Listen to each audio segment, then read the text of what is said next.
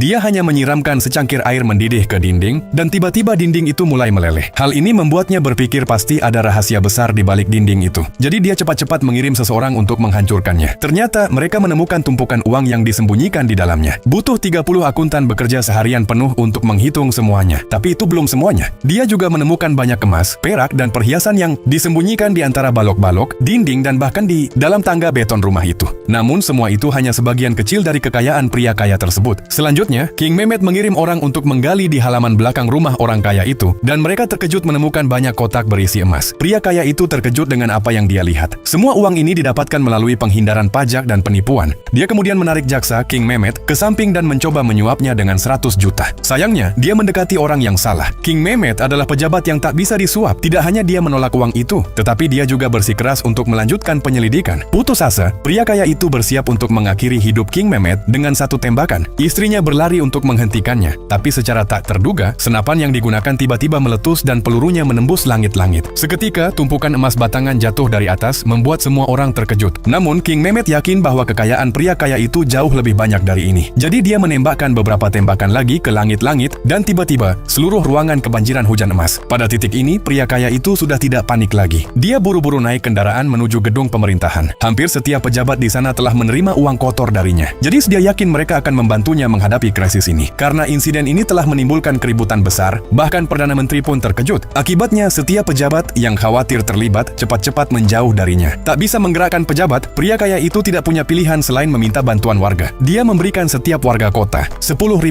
dan memerintahkan mereka untuk mengepung King Mehmet. Namun saat itu, King Mehmet masih belum sadar bahaya yang mengancam dan terus menyita harta dari rumah pria kaya itu. Setelah kerja keras tanpa henti dari ratusan orang selama 3 hari 3 malam, harta yang disita sudah memenuhi rumah mewah pria kaya itu yang luasnya 3.000 meter persegi. Jika dihitung berdasarkan berat, harta ini setidaknya mencapai 50 ton. Namun saat itu juga, warga mulai menyerang di luar. Jika King Mehmet tetap bersikeras menyerahkan uang kotor itu, dia tak akan keluar hidup-hidup dari rumah pria kaya itu. King Mehmet memerintahkan bawahannya untuk menjaga gerbang utama, sementara dia pergi memanggil bantuan. Namun serangan dari warga jauh lebih cepat daripada yang dia bayangkan. Dengan kecepatan seperti itu, bahkan sebelum bantuan datang, dia mungkin sudah